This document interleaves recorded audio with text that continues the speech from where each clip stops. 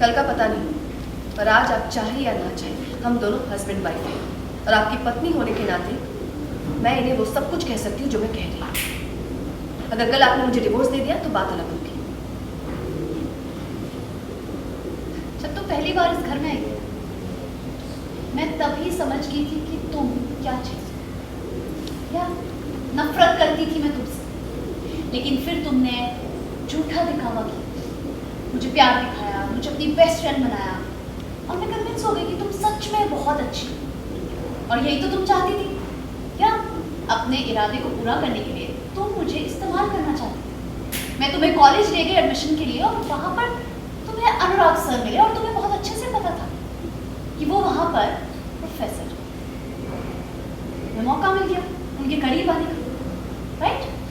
And you know what, मैं एक बात बता दूँ, तुम चाहे जो करो, तुम अनुराग सर के करीब, Anurag order sir action, let me tell you, तुम चाहे जो करो, तुम अनुराग के करीब, चाहे तो तुम इसे मिला चाहे। अगर मुझे किसी के करीब ही आना था तो मैं सालों पहले ये सब कर सकती थी। आज का इंतजार नहीं करती मैं शादी करके इस घर में आई हूँ, घर संसार संभाल रही हूँ, सारे अपमान सारे दर्द चुपचाप सह रही हूँ, अपनी जिम्मेदारियों का पालन कर रही हूँ। तुम ही मुझसे कहती थी मैं अपनी बेइज्जती से चुपचाप क्यों सहती हूँ, मैं क्यों यहाँ से चली नहीं जाती। आज मैं तुम्हारे लिए इतनी बुरी हो गई, पर तुम्हारे बाबा जो कर रहे हैं वो सब सही है। ये जो नंदिनी भाभी मुझे मेंटल टॉर्चर करती रहती है वो सही है। तुम्हारे आंखों के सामने तुम्हारे बाबा नंदिनी भाभी के बीच जो कुछ भी चल रहा है, जो रिश्ते बने हुए हैं वो सही है। ईशानी,